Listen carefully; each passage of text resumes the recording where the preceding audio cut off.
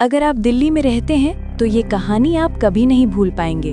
ये कहानी है मेरी और उस चाची की जो इंसान तो दिखती थी पर थी किसी और ही दुनिया की चीज। अभी भी देर है, चाहे तो बाहर की लाइट्स बंद कर दीजिए, कानों में हेडफोन मजबूती से लगा लीजिए, क्योंकि आज मैं वो सब बताने जा रही हूँ जो मुझे नहीं कहना चाहिए था। अगर हिम्मत है तो आखिर तक सुनना, क्योंकि शायद आज के बाद आपकी रातें सन्नाटों में चीखें बन जाए। मेरा नाम अनामिका है। 2 महीने पहले मैं करोलबाग शिफ्ट हुई थी अपनी नई नौकरी की वजह से। नया घर छोटा सा था, पर मेरी एक ही पड़ोसन थी, एक अजीब सी चाची।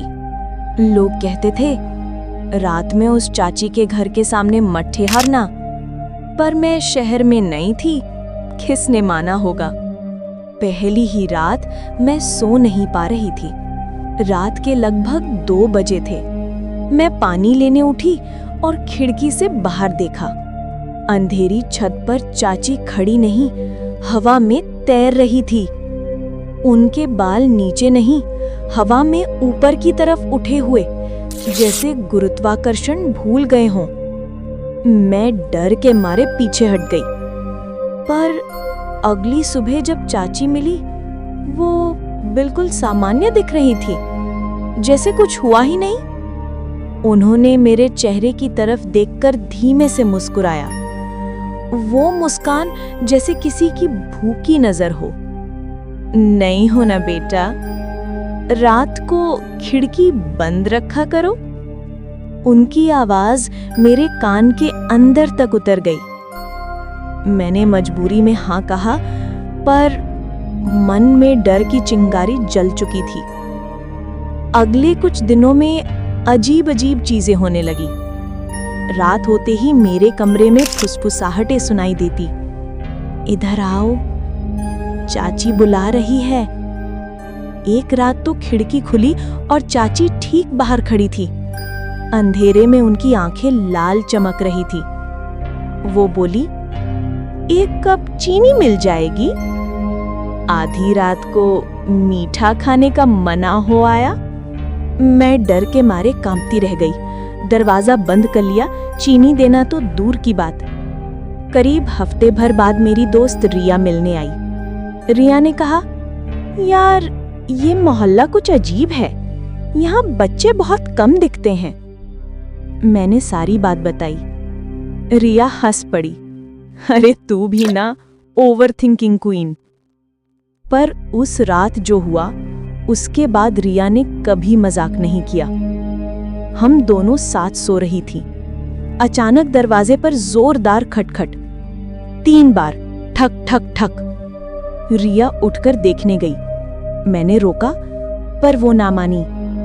दरवाजा जैसे ही खोला, चाची खड़ी थी, पर उनकी टांगे जमीन पर नहीं थी और उनका सर तिरछा लगभग 180 डिग्री मुड़ा हुआ था।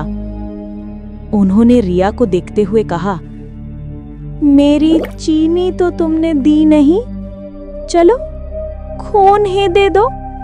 उनका हाथ लंबा होकर हमारे कमरे के अंदर तक आ गया। रिया चीखने लगी। मैंने उसे पकड़ा और हम खिड़की से कूदकर नीचे भागे।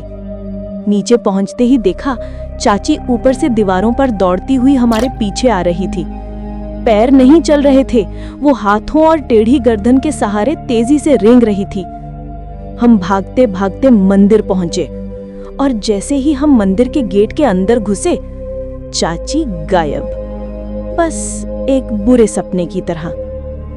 अगले दिन मैं घर छोड़ चुकी थी, पर रिया, उसका हाल और बुरा हो गया। वो आज तक कुछ नहीं बोलती, हर वक्त सिर्फ एक ही दिशा में घूरती रहती है और रात के समय उसकी जबान से निकलता है, चीनी दे दो, चीनी दे दो। डॉक्टर कहते हैं कोई मानसिक सदमा है, पर मैं जानती हूं किसी ने उसे पकड़ लिया है। और यहां डर की असली बात सुनो। 2 हफ्ते पहले मेरे फोन पर चाची का वॉइस मैसेज आया, धीरे से फुसफुसाते हुए, बेटा तुम जहां भी जाओ खिड़की बंद रखना। लेकिन इसका सबसे डरावना हिस्सा ये नहीं है। वो मैसेज मैंने सुबह 2 बजे से पहले सुना ही नहीं था और मेरी कॉल हिस्ट्री कहती है मैंने ही उसे कॉल किया था। अब ये पॉडकास्ट मैं क्यों सुना रही हूँ? क्योंकि हो सकता है आप अगला निशाना हो। अगर आप ये कहानी अब तक सुन चुके हैं तो हो सकता है चाची को आपकी आवाज मिल गई हो।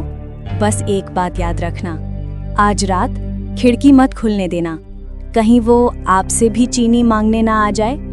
अगली दफा अगर मैं जिंदा रही तो फिर मिलते हैं।